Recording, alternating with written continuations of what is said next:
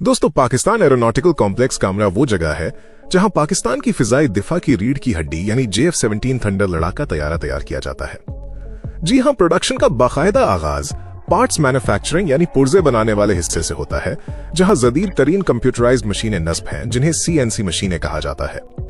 इन मशीनों में जहाज के हर पुर्जे का डिजाइन पहले से फीड कर दिया जाता है और फिर ये मशीनें मिलीमीटर के हजारवें हिस्से तक की दुरुस्तगी के साथ धात को काटती और तराशती हैं।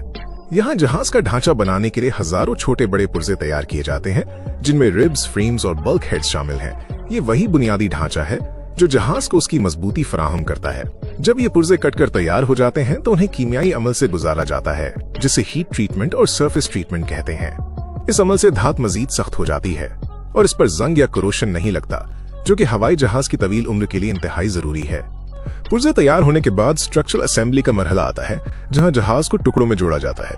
क्योंकि पूरा जहाज एक साथ बनाना मुमकिन नहीं होता, इसलिए इसे अगले हिस्से, दरमियानी हिस्से, परों और दम में तकसीम करके अलग अलग टीमें काम करती हैं। यहाँ कामरा के हैंगर्स में आपको टेक्नीशियंस की बड़ी तादाद नजर आती है, जो न्यूमैटिक ड्रिल्स और हथौड़ों की मदद से धाती चादरों को फ्रेम के साथ जोड़ते हैं।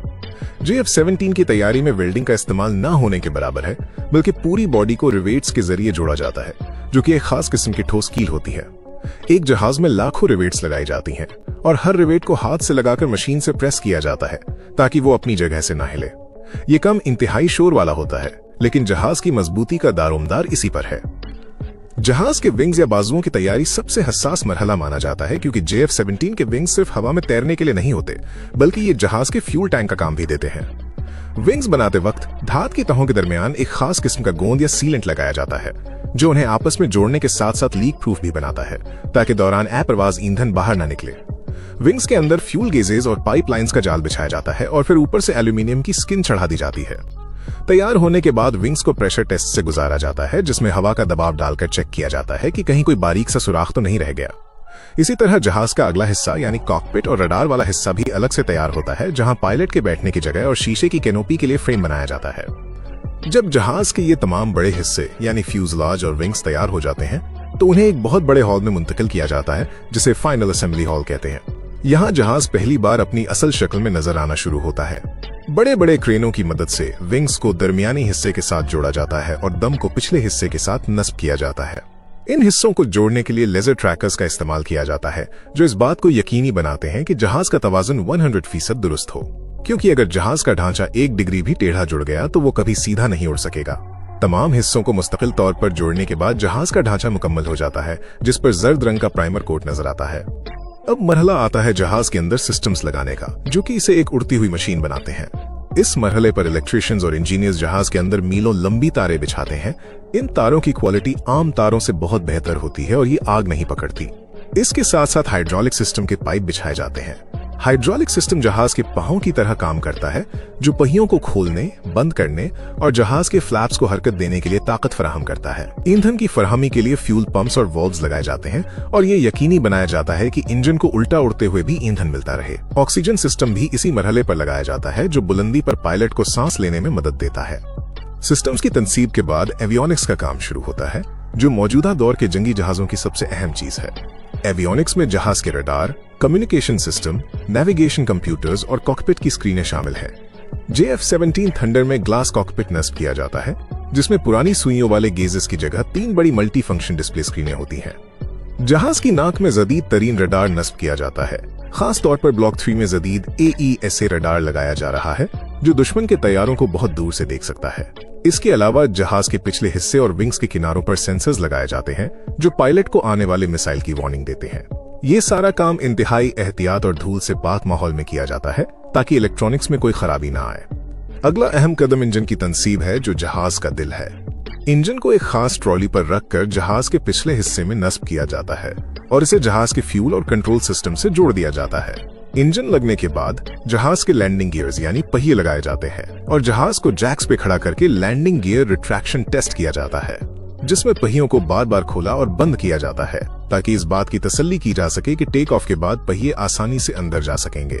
पायलट की जान बचाने वाली इजेक्शन सीट भी इसी मरहले पर कॉकपिट में फिट की जाती है, जो हंगामी सूरत ए हाल में पायलट को रॉकेट मोटर्स के जरिए जहाज से बाहर फेंक सकती है। जब जहाज मैकेनिकली तौर पर मुकम्मल हो जाता है तो इसे पेंट शॉप भेजा जाता है।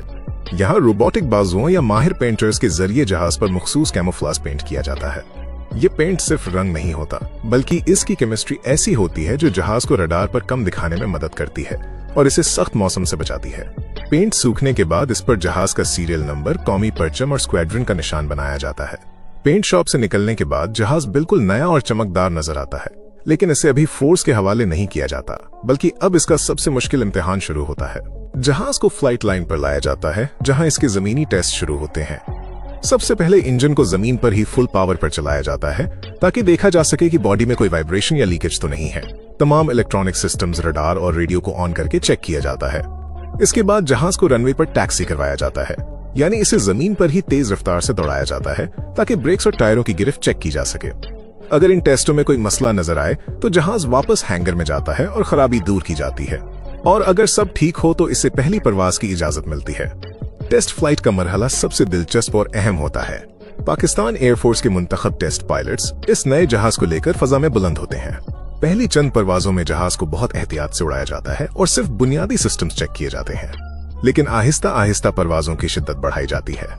जहाज को आवाज की रफ्तार से तेज उड़ाया जाता है, इसे बुलंदी पर ले जाकर बंद करके दोबारा चलाया जाता है और खतरनाक मोड़ काटे जाते हैं, ताकि ये साबित हो सके कि जहाज जंगी हालात का मुकाबला कर सकता है। हथियारों के निजाम को चेक करने के लिए फर्जी अहदाफ को लॉक किया जाता है। ये टेस्ट कई हफ्तों तक जारी रहते हैं और हर परवाज का डेटा कंप्यूटर में रिकॉर्ड किया जाता है। आखिरकार जब तमाम टेस्ट मुकम्मल हो जाते हैं और क्वालिटी एश्योरेंस टीम अपनी हतमी रिपोर्ट दे देती है, तब इस जहाज को रेडी फॉर डिलीवरी करार दिया जाता है। एक बाकायदा तकरीब में जहाज के कागजात और लॉग बुक्स मुतअल्लिका स्क्वाड्रन के कमांडर के हवाले की जाती है और जहाज उड़कर अपने बेस पर चला जाता है, जहां ये मुल्की सरहदों की हिफाजत के लिए तैयार होता है। JF-17 थंडर की तैयारी का ये पूरा अमल पाकिस्तान की खुद इन्हिसारी की कहानी है। इस मैन्युफैक्चरिंग के अमल में एक और अहम पहलू कंपोजिट मटेरियल का बढ़ता हुआ इस्तेमाल है, खास तौर पर JF-17 के जदीद मॉडल्स यानी ब्लॉक 3 में। रिवायती तौर पर जहाज एल्यूमिनियम और स्टील से बनते थे, लेकिन अब वजन कम करने और मजबूती बढ़ाने के लिए कार्बन फाइबर और कंपोजिट धातुओं का इस्तेमाल किया जा रहा है। कामरा कम्प्लेक्स में उन जदीद मटेरियल्स को ढालने के लिए अलग सेक्शंस कायम हैं, जहां मखसूस दर्जा हरारत और दबाव पर उन मसनूई धातुओं को जहाज के हिस्सों, खास तौर पर दम और विंग्स के बाज़ हिस्सों की शक्ल दी जाती है। ये मटेरियल न सिर्फ जहाज को हल्का बनाता है, जिससे वो ज्यादा हथियार उठा सकता है, बल्कि इस पर जंग भी नहीं लगता और ये रेडार पर भी कम नजर आता है। इसके अलावा जहाज की तैयारी में अब सिर्फ कामरा फैक्ट्री ही शामिल नहीं, बल्कि पाकिस्तान की निजी सनत को भी इस अमल का हिस्सा बनाया गया है। जहाज में इस्तेमाल होने वाली हजारों छोटी अशिया जैसे कि रबड़ की सेल्स, गैस्केट्स, बैटरियां, लाइट्स और मुख्तलिफ केबल्स अब पाकिस्तान की प्राइवेट फैक्ट्रियां तैयार करके कामरा भेजती हैं, जिससे न सिर्फ जर मुबादला बचता है, बल्कि मकामी सतह पर रोजगार और टेक्नोलॉजी भी फरोग पा रही है। क्वालिटी कंट्रोल के निजाम को मजीद सख्त बनाने के लिए फैक्ट्री में नॉन डिस्ट्रक्टिव टेस्टिंग (NDT) का एक वसी निजाम मौजूद है। जहाज के अहम हिस्सों को जोड़ने के बाद उन्हें ताकतवर एक्सरे मशीनों और अल्ट्रासाउंड स्कैनर्स से गुजारा जाता है।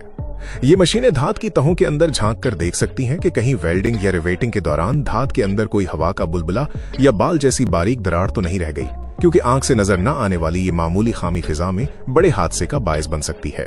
आखिर में ये समझना भी जरूरी है कि फैक्ट्री का काम सिर्फ नए जहाज बनाकर फारिग होना नहीं है। यहाँ एक बहुत बड़ा रीबिल्ड सेटअप भी मौजूद है। जब कोई JF-17 जहाज अपने मुकर्ररा उड़ान के घंटे पूरे कर लेता है तो उसे वापस फैक्ट्री लाया जाता है। यहाँ जहाज को मुकम्मल तौर पर खोलकर इसका एक एक पुर्जा अलग किया जाता है। इस अमल को ओवरहॉलिंग कहते हैं। पुराने और घुसे हुए पुर्जे फेंककर उनकी जगह बिल्कुल नए पुर्जे लगाए जाते हैं, इंजन की मरम्मत की जाती है और पुराने पेंट को खर्च कर नया पेंट किया जाता है। इस तरह कई साल इस्तेमाल होने वाला जहाज जब इस फैक्ट्री से दोबारा निकलता है तो वो 0 मीटर जहाज की तरह नई जिंदगी लेकर निकलता है। ये चक्कर मुसलसल चलता रहता है, जिसकी बदौलत पाकिस्तान एयरफोर्स के तैयारे दहाइयों तक ऑपरेशनल हालत में रहते हैं और मुल्क के दिफा को मजबूत रखते हैं।